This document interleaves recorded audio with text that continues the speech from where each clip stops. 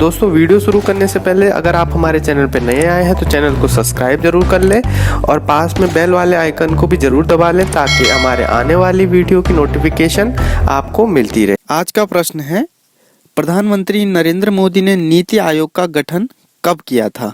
A option है 1 जनवरी 2014, B option है 1 जनवरी 2015, C option है 15 अगस्त 2014 और डी ऑप्शन है 15 अगस्त 2015। तो इसका सही उत्तर है ऑप्शन बी 1 जनवरी 2015।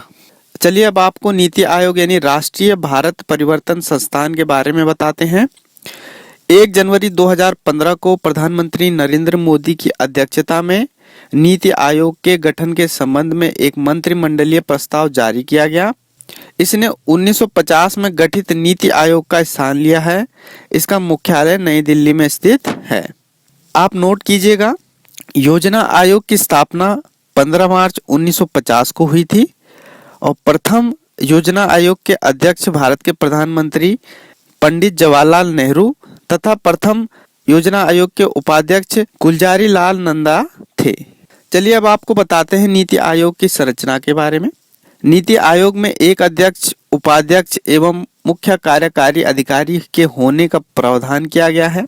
भारत के प्रधानमंत्री इसके पदेन अध्यक्ष होते हैं। इसके प्रथम उपाध्यक्ष प्रमुख अर्थशास्त्री अरविंद पनघड़िया को नियुक्त किया गया था, जबकि हाल ही में श्री राजीव कुमार को इसका उपाध्यक्ष नियुक्त किया गया है। इसकी प्रथम मुख्य कार्यकारी अधिकारी यानी सीईओ सिद्धू श्री खुल्लर थी, जबकि वर्तमान में इस पद पर अमिताभ कांत कार्यरत हैं। इसके अतिरिक्त नीति आयोग की एक शासी परिषद है जिसमें राज्यों के मुख्यमंत्री और केंद्र शासित प्रदेशों के उपराज्यपालों को भी शामिल किया गया है। यह शासी परिषद राज्यों की भागीदारी के साथ साथ राष्ट्रीय विकास की प्राथमिकताएं तैयार करती हैं। इसको तैयार करने के लिए नीति आयोग में अधिकतम 5 पूर्णकालिक सदस्य तथा 2 अंशकालिक सदस्य होंगे, जबकि 4 केंद्रीय मंत्री इसके पदेन सदस्य हैं। अब आपको बताते हैं नीति आयोग के प्रमुख कार्यों के बारे में। तो राज्यों की सक्रिय भागीदारी सुनिश्चित करते हुए राष्ट्रीय विकास से संबंधित प्राथमिकताओं, क्षेत्रों एवं रणनीतियों के लिए एक साझा दृष्टिकोण विकसित करना, सहकारी संघवाद को बढ़ावा देना, ग्राम स्तर पर विश्वसनीय योजना तैयार करने के लिए एक समुचित तंत्र विकसित करना तथा इसे उत्तरोत्तर उच्च स्तर पर ले जाना, रणनीतिक एवं दीर्घकालिक कार्यक्रम तथा नीतियों का ढांचा तैयार करना, महत्वपूर्ण हितधारकों तथा समान विचारधाराओं वाले राष्ट्रीय एवं अंतर्राष्ट्रीय थिंक टैंक तथा शैक्षिक नीति अनुसंधान संस्थाओं के बीच भागीदारी को प्रोत्साहन देना, आर्थिक प्रगति के लाभ से वंचित समूहों पर विशेष ध्यान देना और कार्यक्रम एवं नीतियों के क्रियान्वयन के लिए प्रौद्योगिकी उन्नयन एवं क्षमता निर्माण पर जोर देना। चलिए अब नीति आयोग तथा योजना आयोग में आपको अंतर बताते हैं। वित्तीय संदर्भ में नीति आयोग एक सलाहकारी निकाय अथवा थिंक टैंक की भांति कार्य करेगा।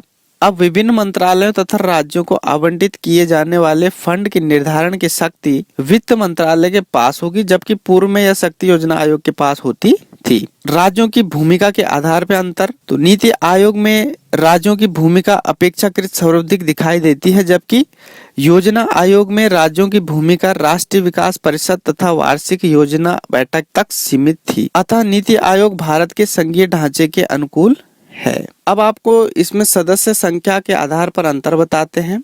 तो योजना आयोग की अपेक्षा नीति आयोग में पूर्णकालिक सदस्यों की जो संख्या है वह कम होती है तथा नीति आयोग में अंशकालिक सदस्यों की संख्या का निर्धारण समय की आवश्यकता के अनुसार किया जाएगा। एक पॉइंट आप नोट कर सकते हैं, राष्ट्रीय विकास परिषद की स्थापना 6 अगस्त 1952 को हुई थी तथा इसके अध्यक्ष प्रधानमंत्री ही होते हैं। दोस्तों, ग्रीनटन के यूकेपीएससी, यूकेट्रिपलएससी स्पेशल क्विज के लिए आप हमारे फेसबुक पेज से जुड़ सकते हैं। फेसबुक पर आप हमारे पेज को ग्रीनटन नाम से सर्च कर सकते हैं तथा हमारे पेज को फॉलो कर सकते हैं, जहां हम डेली यूकेपीएससी, यूकेट्रिपलएससी स्पेशल क्विज अपडेट किया करते हैं तथा उनका सलूशन आपको यहीं यूट्यूब पर जो है मिलेगा। तो दोस्तों, वीडियो अच्छा लगे तो इस वीडियो को शेयर करिए। आपके लाइक्स और आपके कमेंट से हमें आगे की वीडियो किस तरह और बेहतर बनाई जाए इसमें सहायता मिलती है, तो कृपया लाइक और कमेंट जरूर करें। तो दोस्तों, आज के लिए इतना ही। मिलते हैं अगले क्विज में। धन्यवाद।